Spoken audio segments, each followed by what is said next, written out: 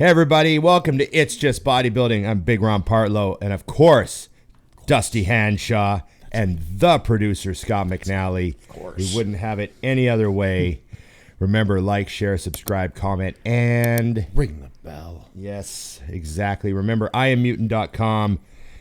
Go to IamMutant.com, get your IsoSurge, get your All In, get your Big Greens, and of course, your Mind FK, and everyone should be on the gear. So get on the gear. Yes, IamMutant.com. Go there, order your stuff, save 20%, help us out. Dang, Use Ron or Dusty as your code. Save money. Don't have to leave the house. Delivered right to your doorstep. Extremely fast delivery. Avoid people. I keep thinking this is very important. I don't know why more people aren't listening. Avoid people. People suck. Yes. So there you go. IamMutant.com. I wonder if that's the message they want us to give people. I know. It'd be a new T-shirt. Mutant. People suck. You know? Yeah, mutant. Avoid people. Yeah. Avoid people at IamMutant.com. Yeah. I don't know if they get behind that. Perfect shirt. I don't know if they get behind that. It would work for me. So, okay. And everybody's fired. Yeah. No one has a job. Yeah. There goes our sponsorship. That sucked. So everything's been going really good. I've had a great couple of weeks. I have to say, not like I want to be one of those old guys that talks about the weather, but we have so far avoided the brutal, ugly heat that we sometimes get in August. What? It's Canada. It just snows up there with the igloos and all that. Oh, no. We get I think what you guys would call 100+ days. Yeah. We get a bunch of those in August usually. Haven't had any yet. We're fucking on easy street because I hate that stuff. Yeah, he does. So I'm just kind of like this for the rest of the month. I'm hanging in there. How are you guys doing? Fantastic.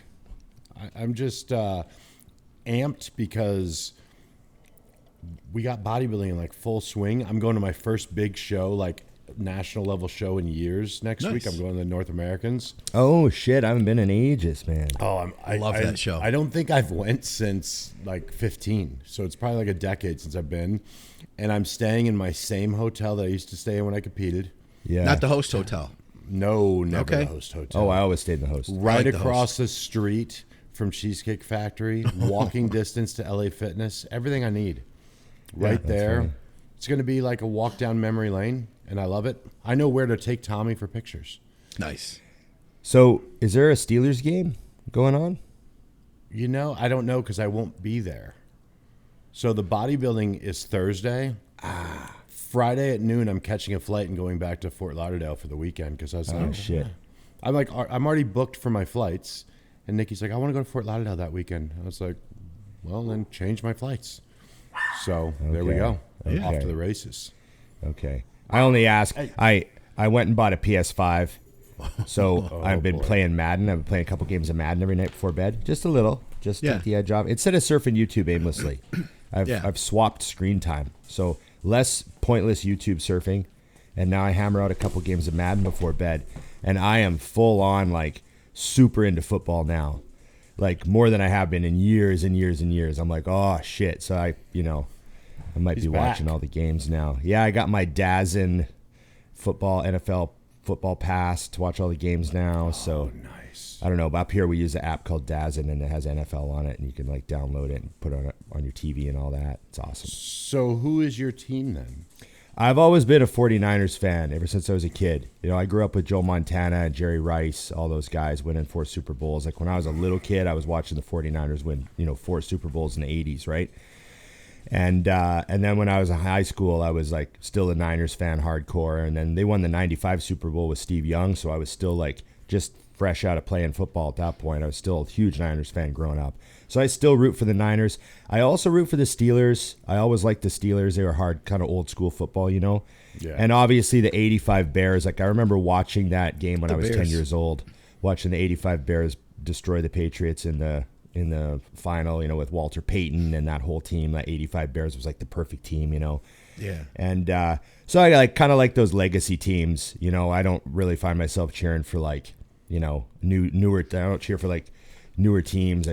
It's always old school guys, Yeah. The Buccaneers too. The year the Tampa Bay Buccaneers won the Super Bowl was 2002 or something. They beat the Raiders. They had Mike Allstott on their team. I was a huge Mike Allstott fan. He's my favorite running back. And so I was a big Bucks fan the year they won the Super Bowl there. So then when Brady joined the Bucks and won another Super Bowl, I was like really cool. I was like, oh, this is awesome, because I always liked the Bucks too. So yeah, those are my teams. I hate it. I was like a Patriot hater until Brady got like his 4th ring. And then I was like, oh, I'm just being a hater. This guy's the best. And then after Super Bowl V, the big comeback, the 28-3 comeback, after that, I was like fully on board. I'm like, Brady's a GOAT. Brady all day, cheer for like, no, like, you know, eventually you just face reality and I'm being a fucking hater, you know? So yeah, that's my football story. I like it. You know, so I started because they screwed up college football, which was the only football I watched. Right. Last season, I decided to pick a team. I went with the Bills because I good team. 'cause I like Josh Allen. Yeah, I like the Bills too. And I've got some great data that I picked up yesterday. The average during a game, number of beers consumed across the league, the Bills fans win, and the average is 8.6 beers a game. Wow. And I Bills, feel like Bills Mafia. Having not won any Super Bowls, I think you need 8.6 Bills beers a Mafia. game You do. every now and then. Oh man, I remember those 3 in a row they lost. Yeah. Like, oh shit! I remember I watched all 3 of those games with all my friends. You know, Giants, Cowboys, Redskins. Lost. My good friend's mother is like a diehard, like goes to every single event. So now I'm in good company. Like she's had you can't get season tickets there. It's like a 10-year waiting list. She's had them for like 25 years. That's funny. I might just find my way to a game now. Yeah. Anyhow, should we kick off with your great subject, Ron? Yeah. So we thought this would be a good topic. Posing for your show. A lot of people getting ready for shows right now. Posing obviously important. Some of you realize how important it is. I helped one of Justin Shire's clients with his shots yesterday. I just met him at West Coast and ran through poses with him. And the kid was already on the right. His name's Quinn St. Pierre. You can follow him on Instagram. Tons of potential. Trains hard. Great guy. But I helped him with his poses. You know, friend of Justin, the friend of ours, right? And should put up that back lat spread. This is 5 minutes. Yeah, this is an difference. Incredible change. So, like, sometimes we say, you guys work on your posing, and it goes in one ear and out the other, and you guys think you know what you're doing. But this is 5 minutes. That's the same day. Yeah. Right? That's like that's just his check-in with Justin or whatever, and then after I helped him with the pose, he sent him another one. So, you know, that's just collapsing with the chest and kind of rounding the back on the one lat spread. And then there's a bit of an adjustment with the legs and stuff too. But then it was just lifting the chest and stretching out the back across his body. And look at the difference in the back, you know? So that's what posing does. You know, you can either take 2 years and improve your back that much, or you can work on your rear lat spread and get it just right. And so, like, get someone to help you with your posing. Like, start early. Work your ass off. You know, it's not as simple as just, oh yeah, I got my side chest. Yeah. Do you have it perfected? Does your side chest look the best it can look? Like, you sure there's nothing you can do to make it look better? You know? And you've got to put that effort in and not just be so easily satisfied with what you see in the mirror for a split second. Can you hold that pose for 10 seconds without letting something go? You know, there's so many other things than just thinking you know how to pose. And I'm tired of seeing people think they know how to pose, and then on stage, it's just a slaughter because nothing's right. You know, they're not holding their legs. Too. Needless. Yeah, needless. It's something you can control.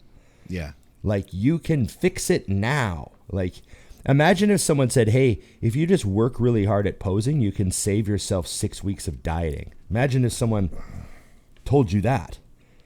Wouldn't that be a great idea? Or someone said, hey, you can add 15 pounds of muscle if you just practice your posing. You'd practice your posing. Like, I feel like the other thing, if you look at these two pictures left and right, notice it looks like he has short legs and a long torso on the left. Like, his body actually looks different. and it's very slight. Like, he's standing a little taller in the better photo. Just Yeah. a little less crouch with the legs, which makes it look more even. Well, and then you look at all the. I mean, the rear delts are solid in both, but he's got no rhomboids on the left. So I guess that's no that's depth. So that's 1 week apart. I guess that's his old check-in and then his new check-in. So I just That's got another not. message here. I think the big key with that though is he didn't get that much heart. He didn't gain 10 pounds of muscle in a week. No, that's a posing change. Like look at the You back. know, The back's that's completely just different. an adjustment right there, and it's something we hammer home. I mean, I've been working with Tommy, getting ready for the North Americans on some little tweaks too, because it's like I tell my clients, the judges judge what you show them, not what you have. Yeah. On the left, he has what he has on the right, but he's not showing it. And that Right. physique at a top national level show doesn't make the cut on the left. And then he's thinking, oh, I got all this work to do. I'm going to need a year or two to put it back on. The picture on the right is a standout, right. and it's the same physique. I mean, you can't press that enough on every pose to make sure you bring your best possible package. Plus, the other thing is you should look like you're sturdy, like you're not off balance. I feel like if I were to bump into him on the picture on the left, he would lose his balance a little bit, because you could see his weight's not distributed evenly in his feet even. Right. Whereas on the right, he is planted to the ground, which is allowing his glutes to fire better, his hams to fire better, and for him to just be comfortable. And he could sit in that pose for 5 minutes if he had to. Yeah. Just hugely important. And you don't have to hire someone. Like I taught myself how to pose. I don't quite get why it's so hard to learn to pose. I've said this before. I think my martial arts background actually really helped me because I spent so many years where everything had to be identical, right? Like when I hit this, when I did my kata or my form or, pumse, we called it in Taekwondo. But your form, when you do your form patterns, they have to be identical every time. Like it's precision. That's what they're teaching you. They're teaching you to respect precision and memorization and being perfect body position every time. That's what the point of it is, right? It's discipline. It's mental discipline and precision and caring about every little detail. And so when I would do it, like my hand would wind up in exactly the same spot in the air at every moment, and my kicks would be exactly the same spot in the air. And so that's what posing is. You have to replicate these things over and over and over exactly the same way you just did them. And I think just, where your hands are in space. I learned a lot of that from martial arts. So I get that it might have been easier for me than most people, because a lot of people maybe have never done anything like that. Right. But you should still be able to see what's going on. Like, they think they're doing the ab thigh. Well, your back leg's not flexed. Right. Yeah. Like, look at Flex Wheeler do it. His other quad is split. Mm-hmm. So that's what you need to do. Do all of it. So that's my frustration sometimes. Bodybuilding is the only sport that I know of where people don't put the reps into the thing they're going to perform on stage. Because you got to remember, the reps in the gym is to build the muscle. But, an NHL player practices his shots over and over and over so that when it comes across to him in a game, it's just second nature. It's like, how many times have you had a client where 50% of the time they hit the shot right, and you're just hoping when they get on stage that this is the 50%. Yeah. Come on, get it this time. And then they don't, and you're like, oh. And that's because they didn't nail it to where I just had a guy last week, and I told him, he goes, I get it most of the time. I'm like, well, that doesn't help us. Yeah, that might not be most of the time. I need you to do it 100% of the time. And if you practice it enough, if you put in the reps, you won't know how not to. Yeah. I got to the point that if someone said, step your left leg back instead of your right, I was like, oh, shit, okay. Because I had planted the same way so many times, it wasn't even a thought, Well, let's put it out there, guys. So we're telling everybody that they need to practice their posing. They need to be good at this. It needs to just be not even second nature, first nature. This is just what you do. How early into their contest prep should they start posing? How frequently should they work on their posing? And how long should they work on their posing per session? Do you want to be really good? Then you do it in the off-season. Okay. Yeah, you should already know how to pose in the off-season. Because if you can move your body in the off-season, hitting it when you're in prep is easy. And then once you're in prep, I mean, to me, you know, you look at it the same way you do training. Yep. If you're training 5 days a week, then you're posing 5 days a week. You know? Yeah, you should be posing all the time. I mean, I posed at home. I think I ran through all my shots almost every day, at least once. Yeah, almost every day. I mean, off season there would have been days I didn't, but I would always go through them. You know what I mean? And pre-contest, I mean, you know, from the day the diet starts, it's absolutely every day I'm going through all my poses, and I'd laugh at myself at the start. How long? Because I'm wondering, you know, people are probably watching this at home. Maybe they're getting ready for their first show right now, and they're listening to this. They're like, okay, I got to beef up on this. Is this? Hey, maybe even just 5 minutes a day at the start. Okay. Yeah. Yeah. You know, I mean, even just 5 minutes a day. You know, sometimes 5 minutes is your whole class. Yeah. Right. But you also want to be prepared by the end. Yeah, you want to build it up. To go, like, to me, by the end, you should be able to run through all your shots with 5-second holds, 3-4 rounds in a row with no problem. Yeah. And I tell clients when I was in Arizona, pose in your garage. It'll never be hotter than that on stage. Oh, and so if you can set yourself up to where it's harder when you're doing your practice, then when Steve Weinberger is calling out your shots, you're fine. I mean, Ron talks about it. I mean, he beat Ben Pekulski by practicing posing, and eventually, I mean, that's what they'll do. They'll go, these two guys are too tight. Let's just see who dies. Yeah, whose ab shot gets blown out first, right? Yep. They'll do that to you, too, at those high levels. They'll wait for it. They'll just say, and as an audience member, it's fun to watch that. You know what I'm saying? Like, that's cool when you get to see that kind of a battle on stage. Yeah, and you start to realize when they're doing it, like there's been the odd time where you're like, oh, they're just trying to break one of these guys. Yep. It. Love it. You know, and it happens at the very top level sometimes. You know, let's do one more round, gentlemen. One more round. I've seen them do it Switch here sides. in Michigan. I've seen them do it here in Michigan just to put on a good show. You know what I mean? They'll do it at the state level here. And it's fun because you get the audience revved up. I've been in that a couple times at the state level. And there's nothing more exciting than when you get that moment, you know, unless you're not prepared. I love it. I think that the head judge, should do a top 2 or a top 3 confirmation call out at the night show in the big classes just for fun. Like, I think that even if it's not crazy close, I think, you know, maybe they'll do the top 3 then. If it's like the winner's obvious, maybe do the top 3 confirmation. Yeah. I like it when judges, even at the local shows, will do that confirmation round at the night show. If it's a big class and the crowd's really into it, I think that's great for everybody. It's cool. Well, if you noticed last week, and this is something that I like to pay attention to, Jordan Hutchinson's shots on his very last round against who did he go against? The top 3 call out? Yeah. The top 3. It looked identical to the first one. Yeah. Like, he was not going to break. It's like, I can do this all day long. That's what I've been doing.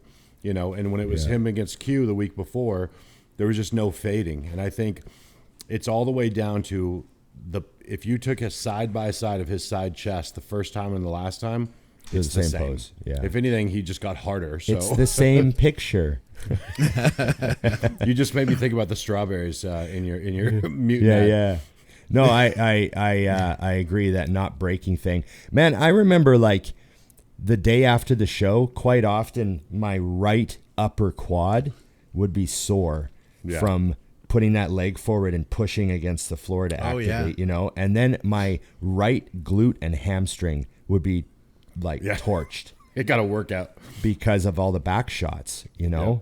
And I remember walking through an airport one time and my hamstring and glute on that side were so sore because I think dehydration played a role in like making it way worse. I bet, yeah. And the next day I had like 10 out of 10 DOMs in my one glute and ham. And I was like limping through the airport like, fuck, would I tear something? I was like, that. It was like the worst soreness you can get, but day after the show in one hamstring. It was really bizarre. Just like thinking, I must have been dehydrated and there's some trauma going on, like, you know?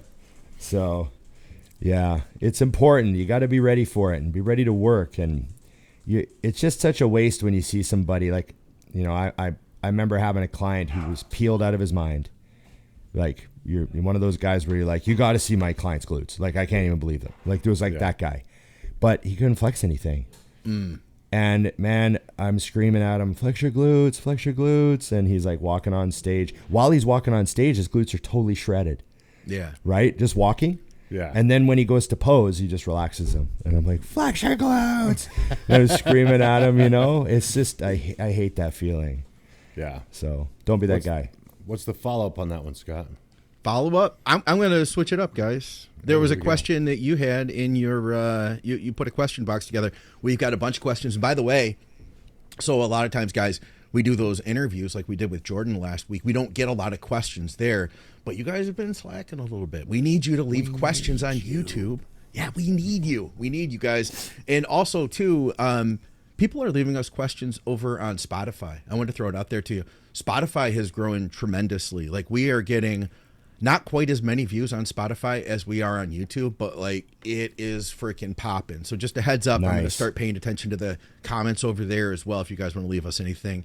I don't see it offhand, but I'm going to paraphrase. Guy said, you become the god of the IFBB overnight. Ron and or Dusty, what are the 3 rules, the 3 new changes that you are going to implement effective immediately? Well, the first one for me is going to be promoters are not allowed to have anything but a black backdrop. And they can figure out how to put their sponsors above the athletes because it's really not that complicated. They got these new things called ladders, and we can see them. So we'd start there. What would you do, Ron? I would have cheerleaders for the men's open. This might attach to my current football. You're kind of crossover there. Yeah, there's a little crossover there. I'm like, hey, it works for football, right? Yeah, I'm thinking the NFL has the best sports. They have the best sports product out there. They're the best at marketing their sport out of all the big sports. The NFL, they've proven they make the most money. It's the best business model. They make the most money. They're the most successful. They have cheerleaders. I'm just saying. This needs to cross over. And it's men's open, big event, right? Big money, got the big fat check. Where are the cheerleaders? I think they should be up and down the aisles between guys. Like guy comes out when he's done his routine and he's walking off stage. They ring the cheerleader and they do like a quick lap through the line. And then they clear out again. Next guy. I think this would add to the event. I don't know if there really need to be 2 more changes. I think that one change would significantly improve the experience. He's all set after that. What about if they started like with boxing? Like they had a ring girl who came out and it was like open bodybuilding. She came out with the card, you know. I like the light vibe. Heavyweight. Light heavyweight. I like this. Yeah, I like the vibe. And it's scantily clad, of course. Of course, naturally. Yeah. Because, hey, woke's over. We won. We don't have to do this anymore. Right? We get Sydney Sweeney out there with a halter top and some jeans on. She can hold up a ring card. She'd probably love it. Okay. She needs the money. Yeah. I can't top that. I've got nothing good to add, you know. I told you it's a shutdown. The cheerleaders are a shutdown. That's it.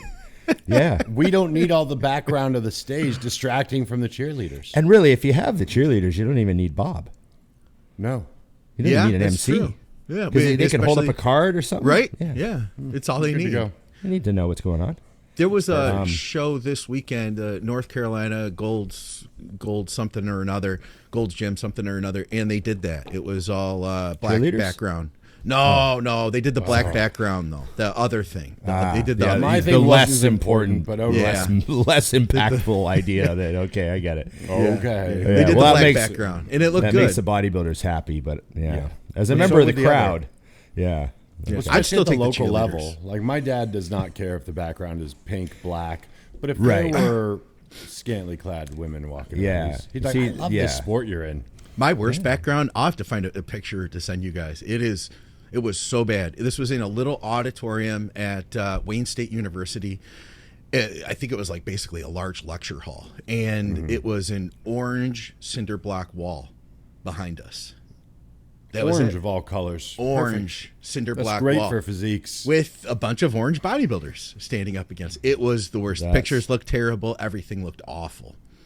Genius. Couldn't afford a sheet. It's perfect. Yeah. Perfect. That's what I said. I got to go let my buddy in. Oh, who's your buddy? We're bringing him on. Remember I said, I know, but I'm asking for who's your buddy, Ron? Oh, a Morgan Sharp. Yeah. That pump. Okay. Oh, yeah. That pump is here to hang out for a few days, so I got to go let him into my building, and then I'll get back on the show immediately. Ron has his own building, everyone. Yeah. Right? Okay, give me 2. Coaching is going well. He forgot. He thought that I was actually asking him, like I didn't. Yeah, yeah. You know what I mean? He was like, "Oh, don't you remember? No, I told before you. the show." Yeah, you didn't tell the rest of us. Yeah, exactly, man. So I did see, by the way, Jordan was at the range. Now that I'm following him a little closer, seeing everything he does. He was at the range the other day. So, he's a man of his word with the Texas gun picked stuff. up my he picked up my everyday carry the other day. Oh, he did. Yes, he's Good like, man. I finally got one. I was like, oh, you're gonna love that thing. Good man. I think Macro I know. It just fits. It just fits. It's good. It's a good fit. Hey, so this question I'm going to go to real quick while Ron's gone. And I think I know your answer, but I'm curious to hear it. If you had to pick one set intensifier for the rest of your life, what would you pick and why? Now, you'd need to do the same one for all body parts. For example, Widowmaker for lateral raises. Rest pause. I knew it. Rest pause for sure. I think it's the best way to pick a weight that you can only do for, 10, 11 reps. And now you're doing 16, 18 reps with the same weight, I think the key with rest pause that a lot of people don't get is making sure you're managing your time between each attempt. So whether you're somebody who looks and says, okay, 30 seconds, 20 seconds, whatever you do, it's fine. Just do it consistently. Yeah. Make sure it's perfect. And the big thing is make sure you're taking deep breaths during, get that oxygen in, make sure that muscle's ready to rock. But yeah, I love a rest pause. Plus when you're shooting for progressive overload, you really only have to beat one of those to have done it. You know what I mean? So yeah, that's by far my favorite. What would yours be?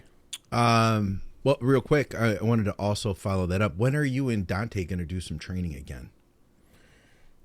Well, if I could ever drag him out of California, because I don't want to go there. You're not going there. Anymore. He's not leaving. I've been trying my best to get him to just move his entire operation, but I feel like Newsom's doing a good job at that, so we might get him out of there. Yeah. I would say, what I've been into lately is muscle rounds from Fortitude Training lately. Mm-hmm. Now, so it's a cluster set, a little bit more complicated to explain, but it's 6 sets of 4 reps with a 10-second break between each one. But the thing about this is you only go to failure one time. So with Fortitude Training, if it's a full body workout each time you train, you're going to do like progressive upper and then like a pump lower. And so for the pump lower, it might be a muscle round. So I can get more volume in while limiting the central nervous system stress. Because I found like after getting sick that I can grow or regrow, I think still, if I get some volume in, but the more times that I hit hard failure, the more times that I'm taxing my central nervous system. So you get in, 6 sets of 4 reps. And here's the thing, you just walk it right off the cliff. So there's no the constant reps. So if you start to fail, like I'm going 1, 2, 3, and then at that 4th one I fail on, then you're supposed to lower the weight so that you don't fail through the remainder of the set. Okay. So it's a little bit different in that way, but it limits how much you tax your central nervous system, which, dude, I'll be honest, man, it's not something I used to think about in the past. Like I wanted to know how I could crank it up even more. Yeah, how do I demolish the central nervous system? Yeah, and then do more on top of that, right? Yeah, exactly. Yeah. I've actually never done that. Are you doing rest pauses now, like while you're dieting? Because you're looking freaking pretty lean from what I saw on Instagram. I'm not really dieting. That's the thing is I just removed daily bullshit, and then that became a diet. You know what I mean? Yeah. So we still eat out. Like I'll still go out once, twice a week, but I feel like when I post a picture, it should come with like a little thing on the side that says, "This is easier when you've had more muscle than this to just maintain." You know what I mean? Because like what I'm doing to be as lean as I am and as big as I am would not have ever worked if I was trying to go up. You know what I'm saying? Yeah. Yeah. I eat 4 meals a day right now, and then one of those little David bars, and that's my day. You That's know, it. I do 500 grams of rice a day, 4 slices of toast a day, and and then my protein, and that's it. That's amazing. Are you adding any cardio to this, or? I do 20 minutes like 5 days a week. Okay, and that you like intense cardio too, don't you? Yeah, I like to get on the bike. I mean, it's not like overly intense, but I'll do 7 miles on the bike in 20 minutes. So It's quick, but I'm not like killing. Like I'm watching a movie while I do it. Yeah, So, but it's wild though how much. If I could go back, I would have added intense or more intense cardio in my off season because, like, we trained legs yesterday. We're doing RDLs for the first time I've done them in forever. Yeah. I get done with my set, and by the time my 2 training partners have done theirs, I'm grabbing the bar. Like, I don't need any more time. Let's go. Night and day. Whereas before, I was like, give me 5 minutes between attempts on an RDL. Like. Did you say you're training with Turner Riddleson? Yeah, next week I got. He's going up for North Americans too, so we've penciled in a workout or 2 while we're up there, which I always love. Turner's a lunatic, so yeah, we have some fun. Do you guys know where you're going to work out at? We'll probably just train right across the way at that LA Fitness because he's got clients that weekend, but it doesn't matter. It's what I like about training with Turner is what we'll do is we'll go in the gym and we'll pick a movement, and then I decide what we're doing. And then the next movement he picks and he decides how we're doing it. And we just make sure it's awful. Turner likes to throw in a lot of like, all right, we'll get into partials. Now I'm going to hold you into the stretch position, just make every set hell. Yeah. Oh, look, it's a different Ron now. He came back without a hat. He doesn't. He couldn't hear you. There he is. Did you lose your hat, Ron?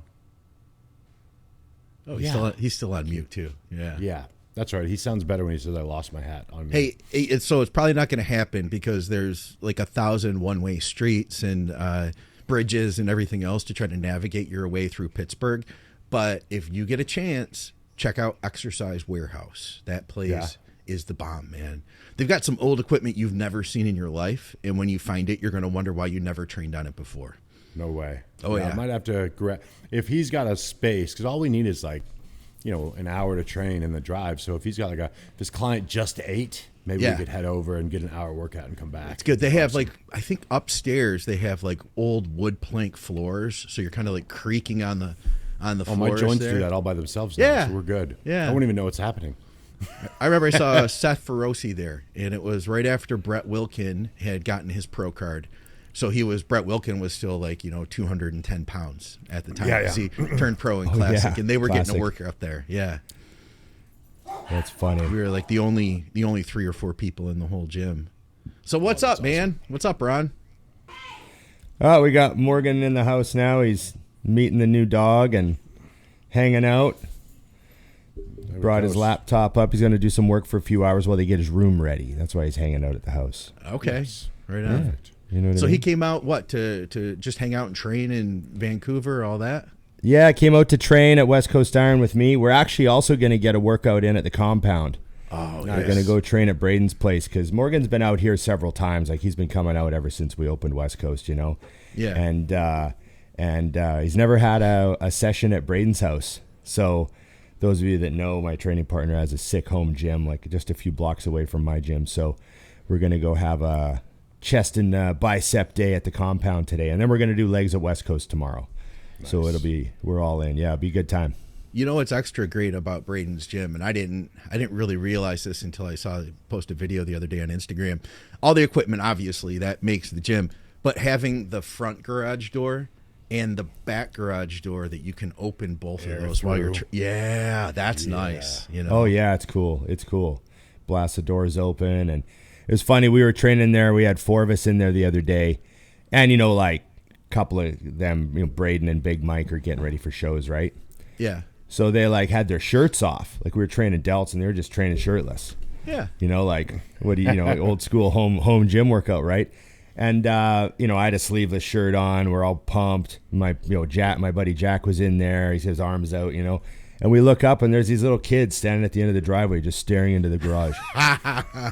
Like this group of kids, they were like 10, 12, 13, that old. This group of them standing at the end of the driveway, just staring into the garage from it's about 60 feet of driveway to the garage, and they're just like, what is going on in there? And the loud rap music was pumping out, like old school rap pumping out, and they were just staring like, that's I think you inspired the next know generation, about. man. Oh, yeah, absolutely. I hopefully sent a few of them home a little bit different. They changed forever. Yeah. You know?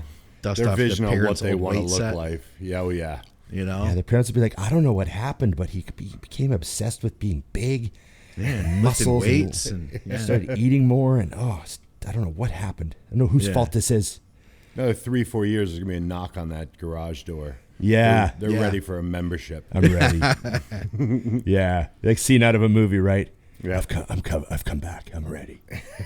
Oh my God! Did you guys see? I think I sent it to you. There was a video on Instagram of a guy who was like he was like the home gym, like the big guy of the neighborhood, the alpha of the neighborhood. And Oh, there's some yeah. New guy walking. Oh, that was so hilarious. Yeah, the new guy in the neighborhood who's jacked. Yeah, Yeah, that was maybe funny. more jacked than the jacked guy in the neighborhood. You know? Yeah. It's funny. The heads up, the hey bro nod. Yeah. You know? Yeah. I remember the hey bro nod, like when it goes all the way back to like the very beginning. Like I remember being I remember being a 17-year-old bodybuilder, right? With like gorilla wear sweatshirt on and Gators gym pants. And my parents would like take me out of town for a wedding. We had to go to someone's wedding. So I'm in some town somewhere. I don't know anybody, you know? And I go to the local gym and it's just all like super normies, like 1991, you know, like just, you know, an old man reading a book on the ab machine and just like, just normie city. And then there's one dude. You look across the room and he's got like a T. Michael on. Yeah. And he's doing shrugs and he looks at you and just, What's up, bro? what's up, bro? Nothing else needs to be said. You know, at that point in time, the bodybuilding world was so small. Oh, and you just see one other member of it. You'd be like, oh, I'm not alone. And if you needed a spot that day, you knew who to ask, you know? Just go over, hey, man, you want to spot me on leg press? No problem, you know? What was his name? And then, of course, your wife's like, what was his name? You're like, I don't know. I don't know. You know? I've had people at my own gym that I've been nodding to for a year or two. And Nikki's like, what's his name? I'm like, never asked. I don't know. Is he married? I don't know. What's he do for a living? I don't know. He's got great quads, though. You know? He knows how to Great properly, quads. properly spot me on the pull down without taking too much. I know that. I saw a fantastic video. It wasn't about bodybuilding, but it reminded me of just how things are. It was a woman, and she was doing a rant video on how she thinks it's just insane that guys can just roll up to the park and play pickup basketball with other men that they don't know. And it just all works out and everyone has fun. And then there was like a dude reacting to it. Like he's laughing. She's like, they just make friends. They don't even know their names. They just all of a sudden coordinate teams and it just happens and they follow the rules and no one like tries to undercut anyone or back or like, and the guy's like, yeah, it's just chill. We're just playing. He's just laughing his ass off. And she's like, I would be a wreck. I would be like, I got to get these people to like me. Do I bring muffins? Do I have like? We'll just roll up to the park and walk. Yeah, just roll up like, hey guys, who's next? You know, me, you, we're next. We're team 3. We got 3. Good, we're good to go. And I just thought it was so funny. I was like, yeah, that's how guys are for sure. You know? Ooh, here's a good one from Dusty's list. What's the shortest off-season push that you guys have done or done with a client? And here's the big caveat, and made good progress. Geez, like 18 months. Shortest. I'm like, none of them were. I don't think I ever had one that was long enough. Right. Yeah.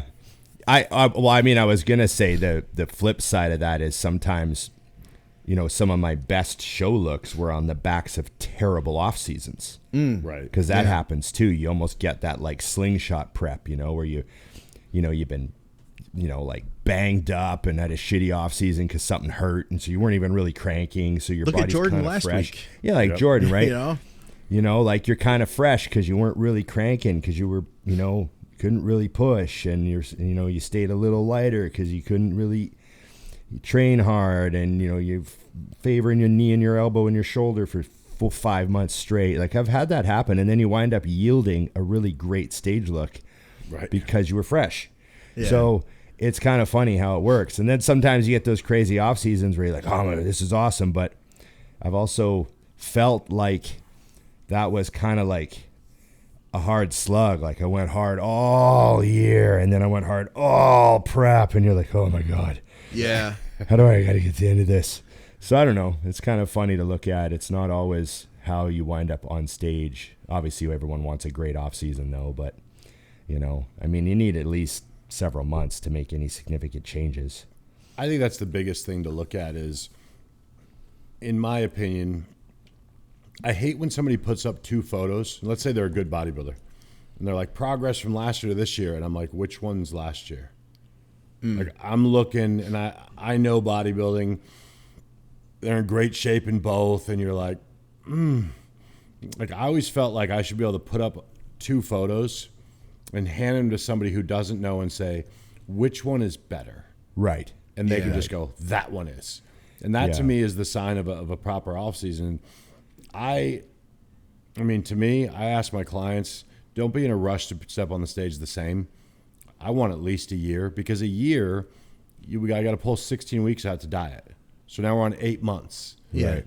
You know, and that's not a lot of time if I want to see them put on 10 pounds. Mm-hmm. You know, so that's a tight window. I do think that we all have those. Everyone has a year or two in their bodybuilding career they look back and go, I don't know what happened between here and here, but I became a different person.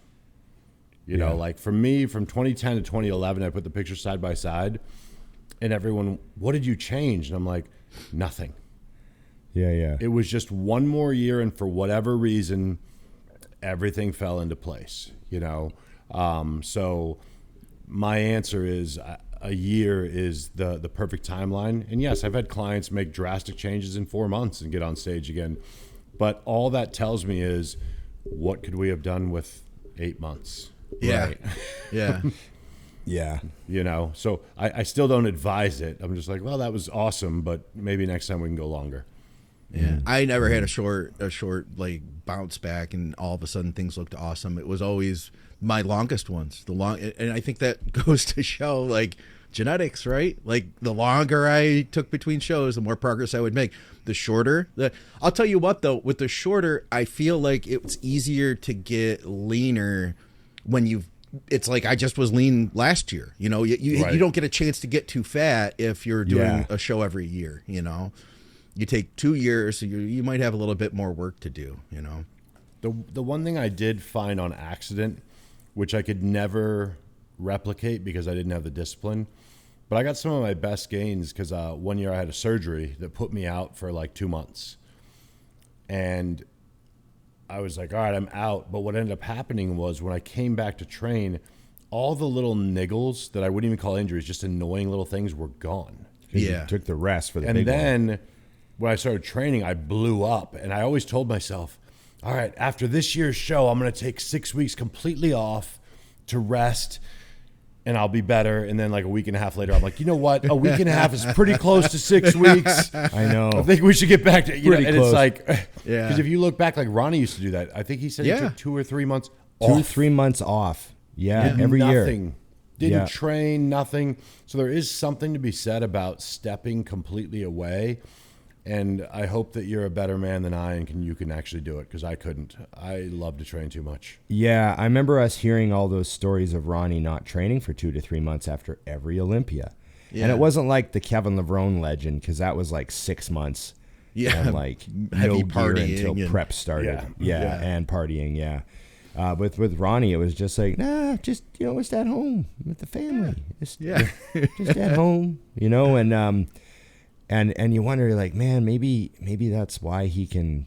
Maybe that's part of the reason why. We were all thinking, like, maybe that's why he's so big. Like, it can't be. And you just go back to the gym, because like we were just I just felt like in my group, my years of my sort of era of coming up, we were all so desperate to not get left behind by what was happening. You know, that was a crazy time when everyone was getting really big. Like I was bodybuilding in the 90s, and it was just an arms race to get as big as you possibly could. Like every year someone else had gotten huge, you know, like Dorian stepped up all of a sudden, won the O, and now it's like, oh shit. And then like Nasser came and got way bigger suddenly, because Nasser wasn't that big when he turned pro. He was big, right. And then he got humongous. And then like everyone started getting bigger. Kevin's stage weight went up 20 pounds, and you know, everyone was just, it was that era where you're just desperately trying to not get left behind by what was happening. Yeah. And the last thing we would like think would actually be a thing would be taking 3 months off the gym. Yeah, that makes perfect sense. You know, 3 months away from getting bigger to get bigger. So we just all chalked it up to Ronnie being Ronnie. We're like, oh well, right. Just whatever. Doesn't what he's doing doesn't matter, right? It doesn't count. So you know, for us humans. Yeah. What about this one? Okay, so this says going to Vegas for the first time this year. I assume he's going to the O. Name 3 things to avoid and 3 things that you have to do in Vegas. Thank you, gentlemen. Well, so if I try to think of someone who hasn't been to Vegas 30 plus times, because you know that changes your list, right? It makes you sort of jaded. If I was like, how old's this guy? He doesn't say. Okay. Well, if I was a young guy going to Vegas for the first time, I would recommend. He's 30, I'm going to guess. Okay. I wouldn't. I don't care anymore. I'm older, but I would. We used to love going to Vegas strip clubs. Okay. You know, the Vegas strip club. The Vegas strip club was at least one time we're going to the strip club. Like that was just a fun thing. Is go to the strip club, have some fun. There's just nothing like a Vegas strip club, you know what I mean? And so that was always something I told the guys to do. I'm like, I gotta go to strippers once in Vegas. Like, you know, who wants to go anywhere else? Yeah. Like, I don't know. I heard Miami's good though. But I'm just saying, I'm not a strip club guy, but I heard the Vegas strip club was, you know, I'd recommend that. Hey, I'm going to tell you guys something. You might not believe this. I have never once in my life, ever, not even kind of been to a strip club. I've never been to a strip club in my life. Wow. Yeah, never have. I mean, I'm not going to say you're missing anything drastic, but it's just interesting that you haven't done it. I mean, I've heard all about them. All my friends told me about them. And I even had a friend who was like, yeah, this is what you do when you go there. And, you know, he was like, in fact, he had an angle. He was like, when you go to the strip club, you don't show any interest in the girls. He's like, you don't even look at them. You just talk to your buddies. You just don't even pay attention. His plan is how to have sex with a stripper. This is how it starts. Probably not the best goal. Yeah. He's like, you don't even look at the girls. You don't treat them with any respect or anything like that. You don't even care. They don't even exist in your mind. And when they come over to you, it's kind of like they're bothering you. Like that's his angle. And then before you know it, like then they're working for his attention. Is basically he was like it's a very like Always Sunny Dennis type of routine. It's not wrong. It's not wrong. I give but she will have sex with you because of the implication. The implications. I don't like the way that sounds. It sounds really dark. Yeah. Oh, you must be misunderstanding what I'm saying. The girl said no, then the answer obviously is no. No. But the thing is she's not gonna say no. She would never say no because of the implication. I love that I know that one. I'm like, oh, that's so great. No, what I'm saying. Yeah. That's the best. Sorry, took us off track. So what's the hotel that the show's at now? The Resorts World. Right. Yes. So one place you have to go is Tacos El Gordo, right across the street from Resorts World. I don't know what that is, but it sounds good. I want that. You walk in that place, it's open all night, all day. Like everything. Doesn't matter. When you go in there will be 60 people in line to get tacos. And it is a madhouse, and it is amazing. Good enough that after we went last trip, we went back the next day. It's a life-changing emotional experience. Tacos El Gordo, you're welcome, everyone that goes. Tell them I sent you. It won't mean shit, but I'll feel good about it. Okay. Yes, that place is a must. Things to avoid. Thinking that the next hotel is walking distance. It's very important lesson, Dustin. Not. Have the floor. Yeah. There's no we'll just walk down there. Okay. I always love watching New Vegas people. You see them and they're like in the hotel breathing hard. You're like, where'd you walk from? And they're like, just 2 hotels away. I'm like, so 4 miles. Cool. Yeah, because it's just over there. You guys want to right know there. something? I enjoy that. I like the walk. I do, because you see all sorts of stuff, and if you do it properly, Stuff and things. you can walk activities. through the hotels and kind of find your way through a maze that will lead you to the next one, and then you can continue doing that and stay inside the air conditioning. I remember. I use a similar maze called Uber. Right. I remember my first Olympia. We were staying at the Mandalay Bay. Yeah. And I was like, oh, I got to go check out Fat Burger because we didn't have Fat Burger in Canada yet. Okay. So I was like, I got to go to Fat Burger. And everyone's like, yeah, it's a few blocks down on Strip. I'm like, I'm going to walk to Fat Burger from the Mandalay Bay. And on a map, it's like, yeah, It's not only that this far.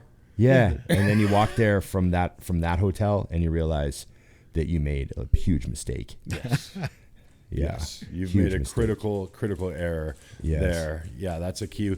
I also would say if you haven't been to a Vegas show, you should go to one. A good Vegas show, I've been to all of them, but I still don't get bored. So the one we went to was great. The Illusionist and Yeah. the Oh, Mind, yeah. the Mentalist and Oh, the yeah, Illusionist.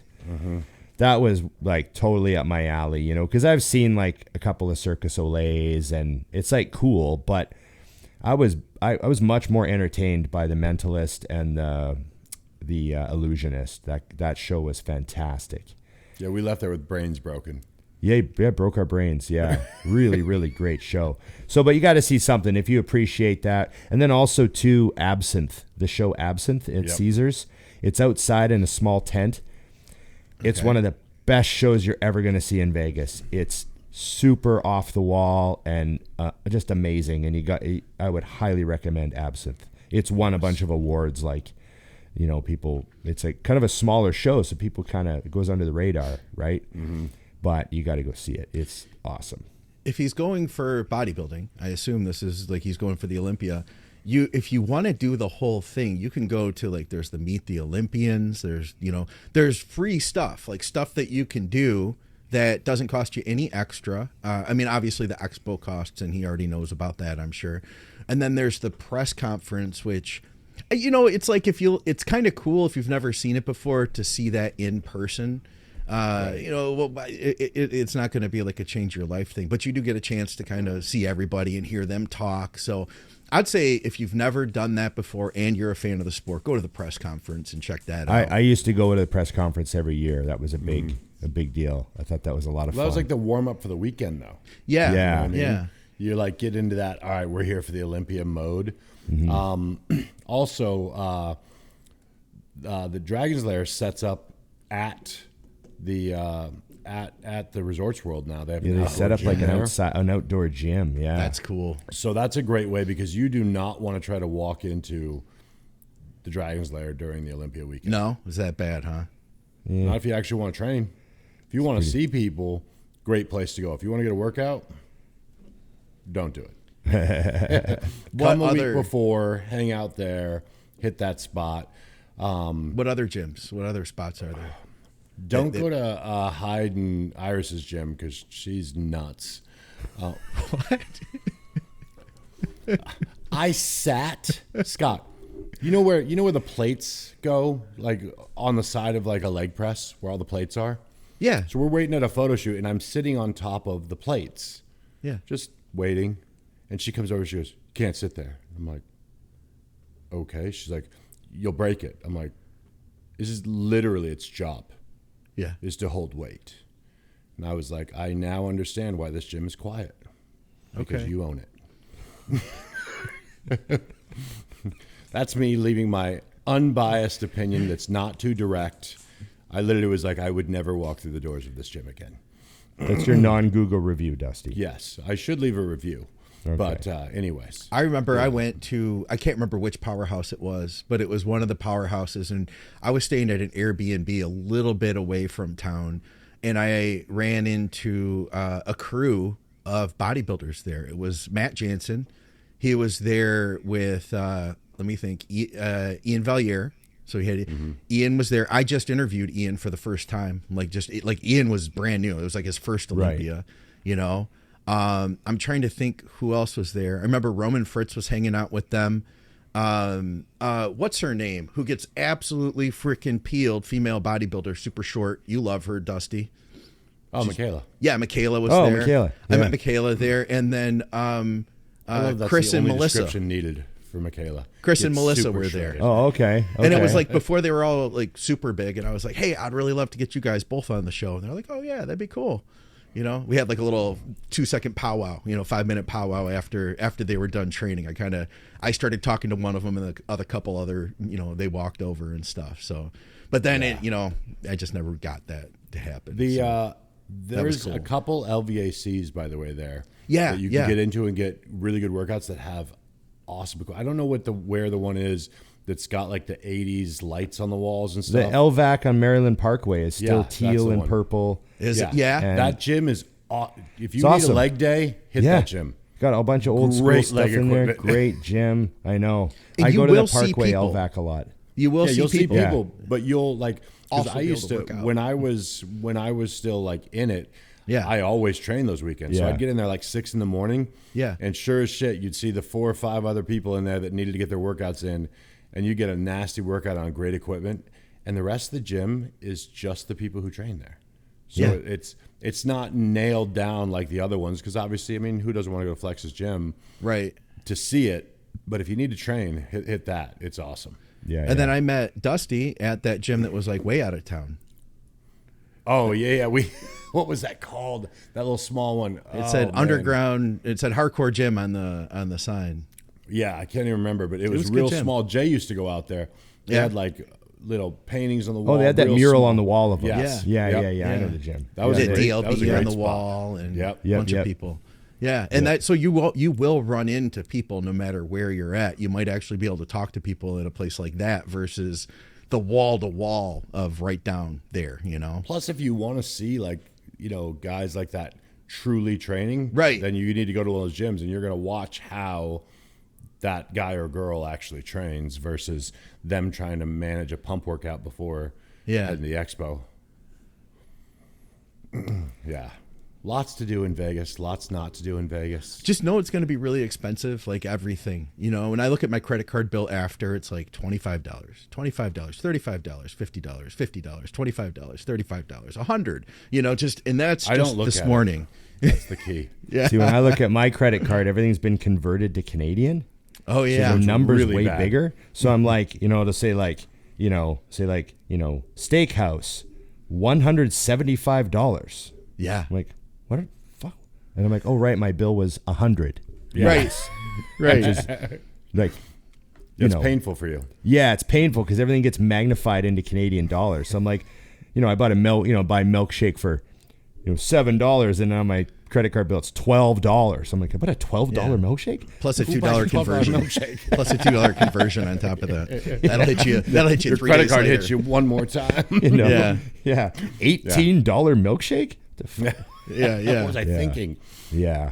Yeah, don't try to eat your usual egg white consumption in Vegas also. If you want a $50 egg white bill, because I've had Charged them. by the egg white. Yeah, it's literally per one, and it's like $3 per egg white. US. Yeah. Yeah. If I go again, I'm bringing food, at least for the first part of the weekend. That way I have food available to me that's clean, and I paid for it at home. That's what I'm going to do. I'm going to pretend I'm going to do that, and I'm not going to. Yeah, I'm gonna bring a couple of meals, and then the rest will just be expensive restaurant bombs. Yeah. Yeah. The rest is hang out with me and wish you didn't. I'm not gaining weight this year, Dusty. Hey guys, what was the most difficult thing that you had to figure out how to improve during your bodybuilding career? Calves and arms. And Yeah. my calves finally just grew from a battle of attrition. Like Yeah. I beat them into submission. my calves grew and I trained them 3 times a week, which was like something I was like really dogmatic about the Dorian stuff in the first many years of my career and the training. And I was like afraid to train things more frequently because I thought, well, they won't recover. You know, like I'm training things so hard with like all the like heavy weights and, you know, partial reps, and I'm bombing the shit out of stuff. I need to recover. But when I finally gave up on that and just started training my calves more often, they finally grew. Mm-hmm. And I got to the point where I had like okay calves that like no one mentioned. Right? They never said they were good, but they didn't say they were bad. Just no one mentioned them. Like they were okay. I would glide by on them. They were okay. So I did okay. But and then arms was like a little bit of that too. Like I had to just train them a little more often. You know, I started adding some pump sets on chest day as well as my arm day, and then even on shoulder day I'd do like a few sets of extensions, and then same thing for biceps. And they finally kind of grew when I did that. I got my arms to the biggest I ever got them. Mm-hmm. So, you know, I don't know, you know, what I should have done early on. If, you know, I would have changed things a little bit, I might have, you know, been better. But yeah, that's how I got those things to kind of eventually happen for me. Yeah. I mean, I've answered this a million times on the show, so most already know, but I had to throw out the idea of progressive overload on my biceps. Yeah, arms, I just started training. I had to just squeeze them and make sure my shoulders didn't get involved.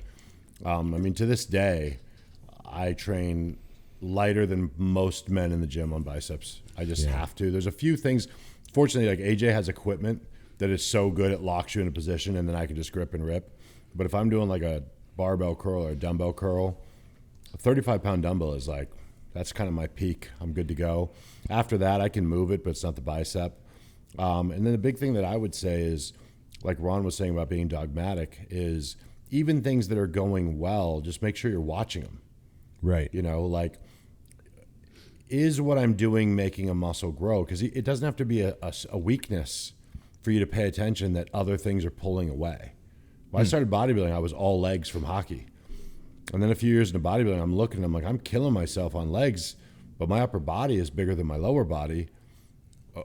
What do I need to do? And I had to just look at what I was doing and say, okay, this isn't working. Yeah. And one at a time, start stripping things away to find a way to get them to lock. And I think the thing I ignored that I push to guys now, and it's one of the reasons I ask about what sports they played in the past, is my legs could handle volume. I skated every day, twice a day, 3 times a day for, you know, the majority of my life. Mm-hmm. So one workout of low volume wasn't enough. So I, again, threw the rule book out the window, and it's like, okay, we're going to do high intensity and high volume and do it twice a week. And all of a sudden things started shifting. And at one point, Dante had me in the gym training legs 3 times a week. Right. No kidding. I wasn't playing nice. I was knocking the shit out of them every time. And it breaks all the rules. Guys talk about, oh, but were you sore when you went in to train legs? I'm like, I was sore every day for 7 months. Let's just look at this is how Dusty looks now. This is like very impressive, Dusty. You're holding this. That's a very impressive he looks side awesome. chest. Yeah. Like you still got everything, you know? So whatever you're doing now to hold everything is working.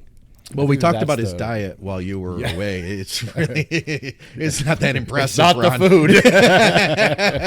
I know. The complete lack of food doesn't make sense. I think that's a factor of what Dante told me forever, which is just when you've held size for so long, for me to get under 270 is like, I have to actually diet. Like, I think I was like 268 in those pictures. Yeah. And that's eating out a couple times a week, eating 4 meals a day. But the big thing is everything is the same every day, just like bodybuilding. Yeah. You know, I mean, my meals are the same, and I don't know how people, like, I don't know, you know how people, your clients will say, I'm so bored of eating.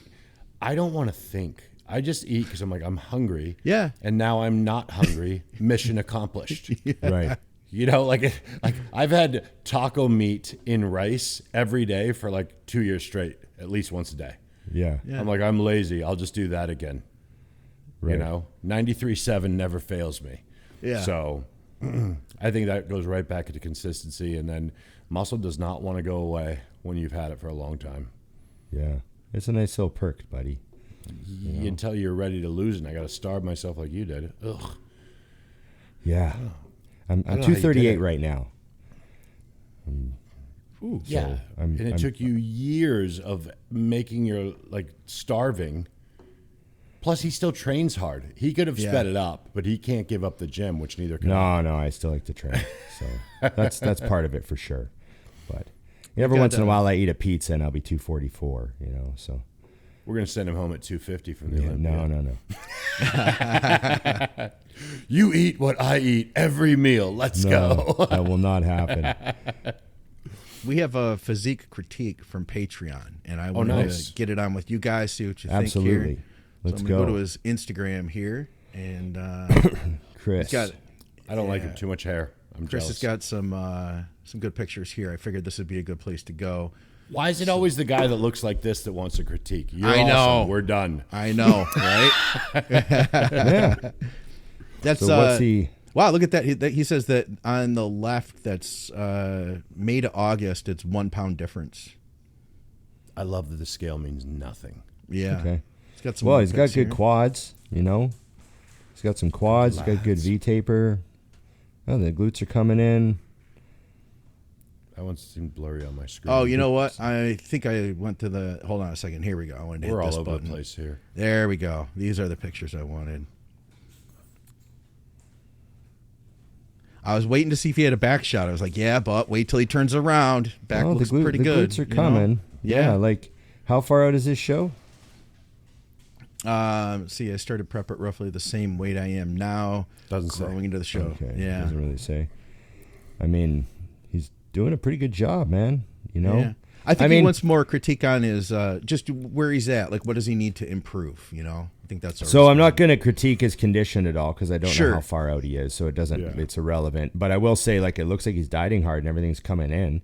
Yeah. So I mean, he's on the path to getting ripped. I mean, the glutes are coming, so like, there you go. See, the glutes are pretty tight. So he's doing a great job. So aside from condition, which is, like I said, coming along really well, just needs mass. I mean, I don't really see anything glaring, like, he's got quads, a V-taper from the front, I mean, everyone needs bigger arms in the front double. I mean, that's not even a unreasonable thing to say. See the back shot? All right. Most guys need more back. He could use, I mean, who can't handle a bigger back? Right, everybody use a bigger back. But he's generally pretty balanced. Like, I guess his arms could be a little bigger he's got big delts. He could handle some bigger arms to match his delts, and the back could come up. I'd say he's got pretty big shoulders. He doesn't really want to worry about that right now. Yeah. And everything else just kind of size up. Like, I mean, again, the calves could use some more meat on them, so hammer the shit out of those. And look at the difference in his traps in the left to the right. Yeah. Mm-hmm. Like all the trap, even that lower trap. It's like they just got stung by a bee or something. So something like he's on the right track. But I would say right gear.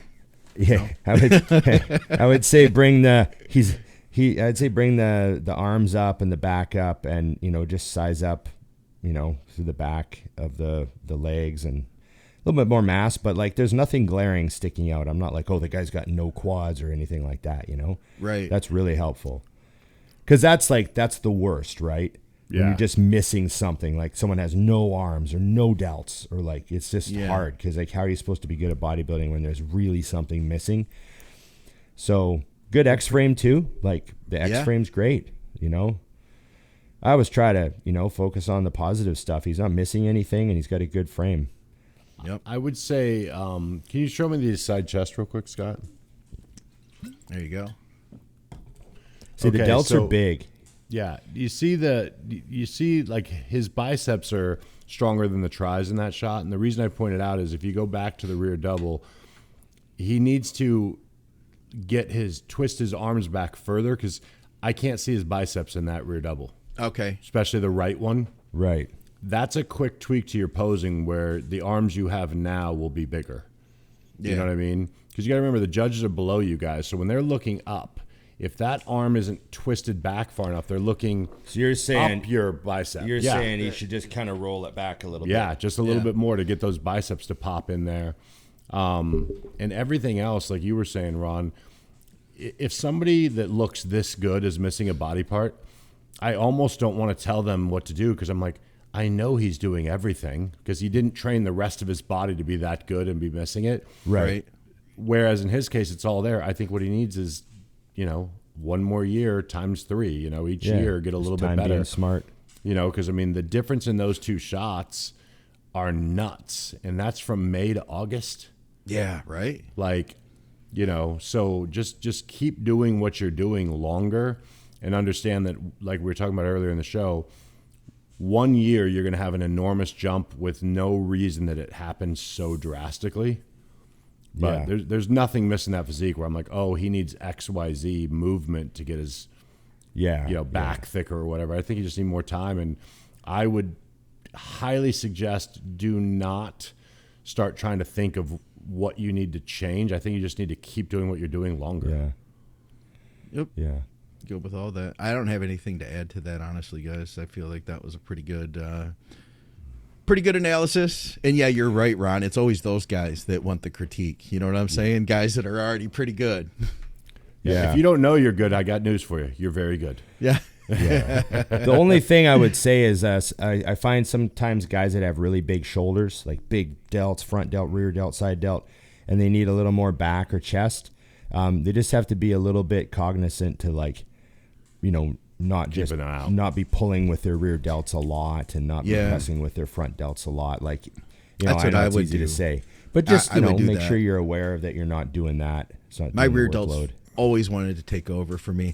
And then you see the guys too, same thing with guys that have really crazy biceps, but they don't have a back, Yeah, their biceps are pulling. Yeah. I've even had someone where I told them, I'm like, stop training rear delts. Don't even do rear delt exercises. Yeah. You don't need them. Because your high row, their elbows out, upper back row, that hammers your rear delts fine. They don't need to waste any time training them. They're plenty big. Because the rear delt on this guy that I was talking about was the biggest muscle on his back. Yeah. So it was stop training them because he did them all the time, right? I was you don't need to train them. They'll just stay that size because of your rows, and then you can get your back to catch up. Yep. So, 100%. Great physique, though.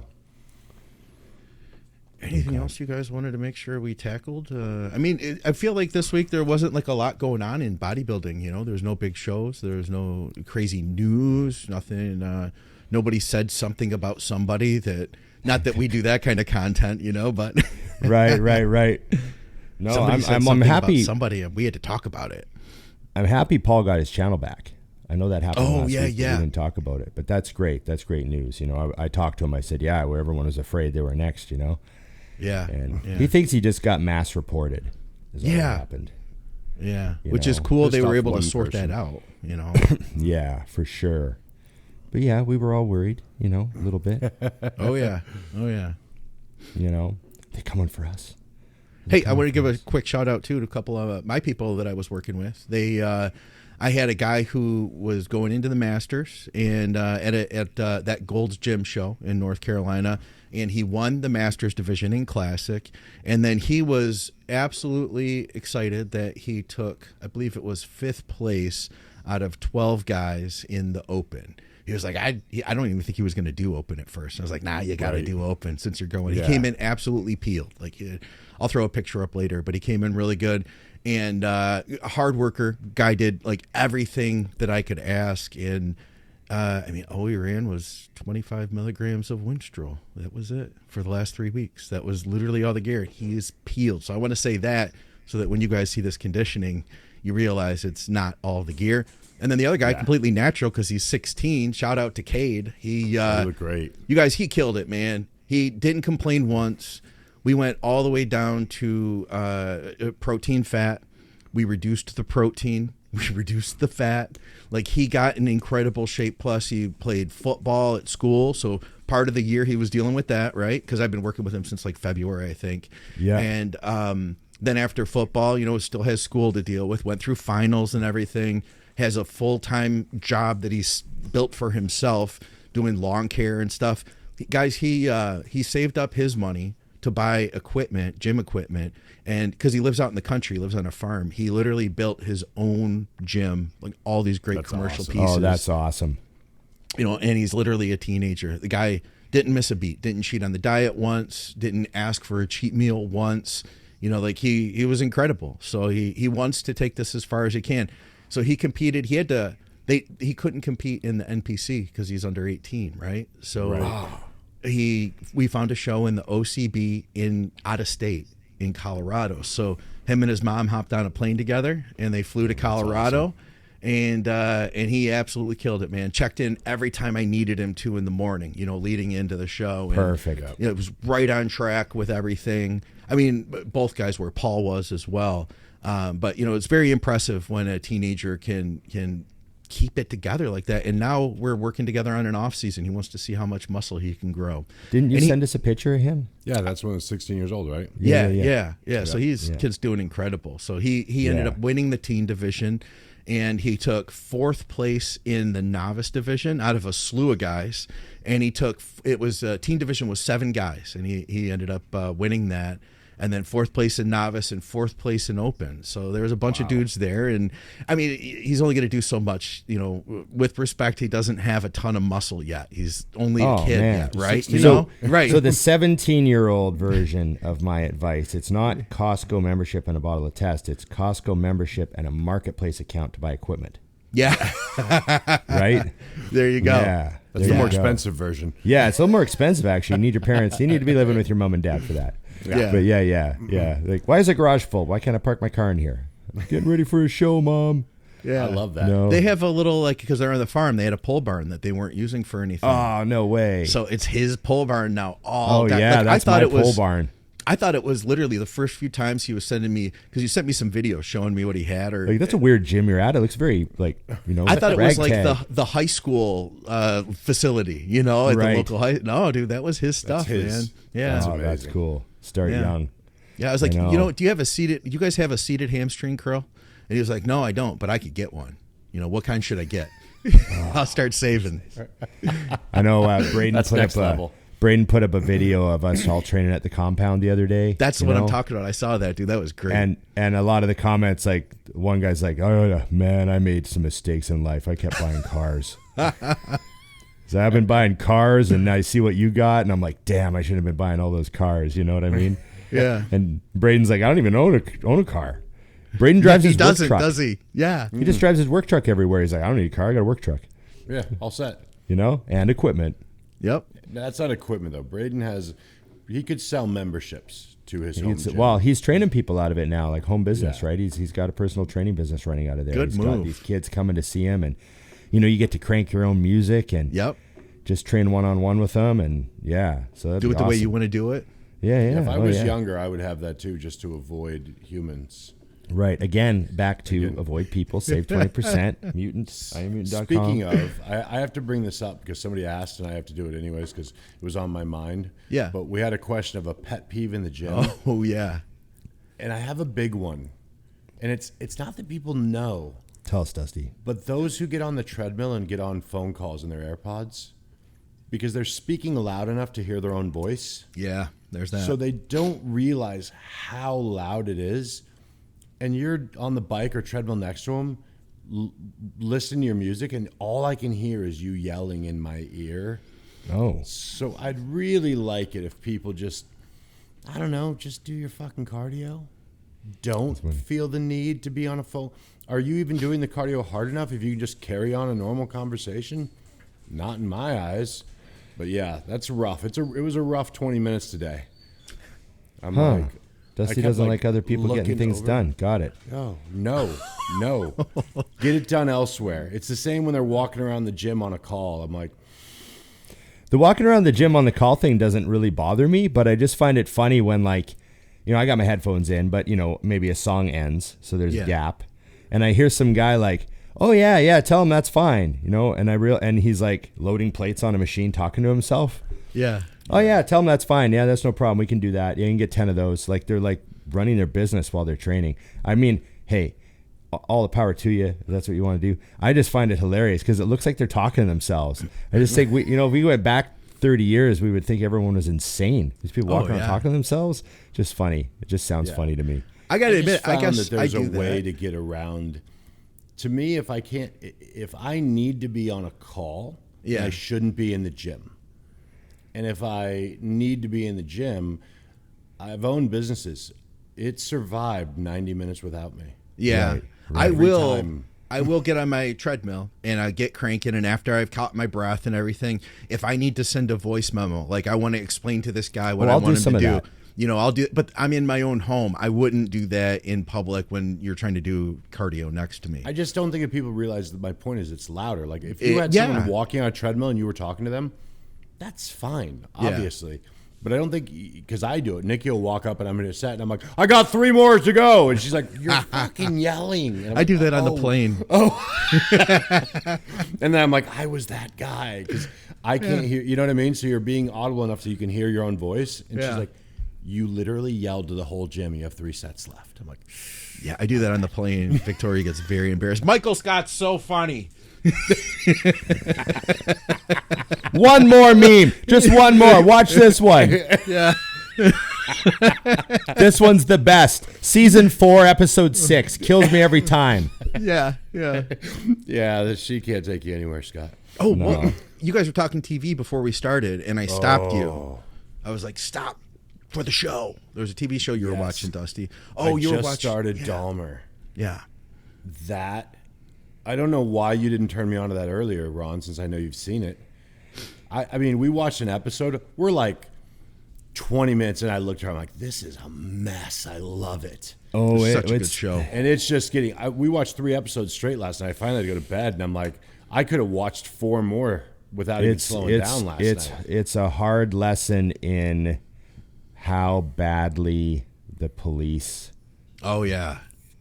Bumbled and fumbled and completely screwed up the handling of him. They could have arrested him way before, and they ignored the signs. They ignored the neighbor that kept calling. In front of them. Right in front of them. Yeah. And that neighbor kept calling and complaining, and no one did a single thing. And it is a crazy story. And I remember I was in high school when that all, like the late 80s, early 90s, right? I was coming into high school. I remember it like happening. I remember them catching Jeffrey Dahmer. I remember seeing it in the news when they were like coming out of his apartment with like bags and, you know, evidence. Yeah, empty. Saying there was a human head, and you know the vat. There was the vat with the chemicals in it, and the body disposal, and the freezer full of meat, and just insane shit. And I remember everyone being like, you know, because at the time that was like the ultimate predator. Yeah. You know, hitting the news and everything. Like, people just couldn't comprehend. I mean, they'd already had Son of Sam and all those killers, but he was cannibalizing them. And, like, it was the next level of, like, horror, real-life horror that we were all living on the 6 o'clock news every night as the evidence of the case came out and the trial. Yeah. And, like, you know, and that was back in a different time when we were all in a monoculture, right? Everyone was aware. Like, nowadays, like, if it's in your algorithm, you haven't heard the news, you don't watch cable, you don't know that some guy got arrested for that. You don't give a shit. Yeah. But plus, it's happening like every other week now. Yeah, now back then that was the days of the monoculture, which is a topic I love talking about, by the way, if anyone wants to look into that. But we grew up in a monoculture, and it's so amazing to think about how connected everyone was by everything like that. Like the next day, you could just say, "Hey, did you see the news?" and everyone would just be like, "Oh my God!" Like everyone knew what was going on. Yeah. That's a great. So I think it's, you know, so we started obviously with the last show I told you we were watching. So we're on like a serial killer run. Okay. We're also watching on Prime Hannibal. Have you seen that? No. Oh yeah, they did a great job of that. That was a good show. Dude, we're into that one as well. Oh yeah, man, he's a great actor. Oh, so you finished the Profiler actor. Or whatever. Was that what it was called? The Profiler? Mindhunter? Mindhunter. Yeah. That we show was so good. And now we're just locked into serial killers. So, you know, just a normal night at the Hanshaw's, deciding between Hannibal and... We're on season 2 of Jack Ryan, and I love that show. Like, it got really good in season 1 was great, right? But season 2, I feel like they took it up a notch. I'm definitely plugged into that one. Ron, did you guys finish Fargo? We finished season 4. Okay. So season 4 was a little slower of a slug. That was the little harder season, but the payoff at the end was really good. I liked how it wrapped up. And then when you realize, like, the little boy grows up and you realize my how favorite it ties character. in. He's my favorite character in the whole Yeah, thing. he's great, and you realize who the little boy becomes in the earlier seasons, and you're like, oh, now it all kind of ties together. Totally makes sense. Also, like, it wasn't my favorite season, but I thought Chris Rock was awesome in it. Oh, he really was. Really, really, really can. He's a great actor, man. Like, he really nailed that part. He did a fantastic job. Yep. And it's cool because we all think Chris Rock is a comedian and stuff, but he's got the ability to lay it down as an actor. So great. So we're gonna wrap up season 5. We're gonna finish we got the John Hamm season coming up. So we'll see how that goes. It definitely is more energetic. It picks up and it's good. You'll enjoy. I think you'll enjoy it. It's a little more fun too. Okay. Cool. Nice. Okay. So is that it, boys? That's good. We had a show in the books. A show we've suggested shows. We're doing it all. We're good. So remember, like, share, subscribe, comment, and ring the bell. That's right. And remember, IamMutant.com. Go to IamMutant.com. Get your IsoSurge. Get your All In. Get your Mind FK. And everyone should get on the gear. Lots of gear. Okay. Big Ron and Dusty are your codes. Save 20%. Avoid people. Thanks, everybody. And remember, it's just bodybuilding.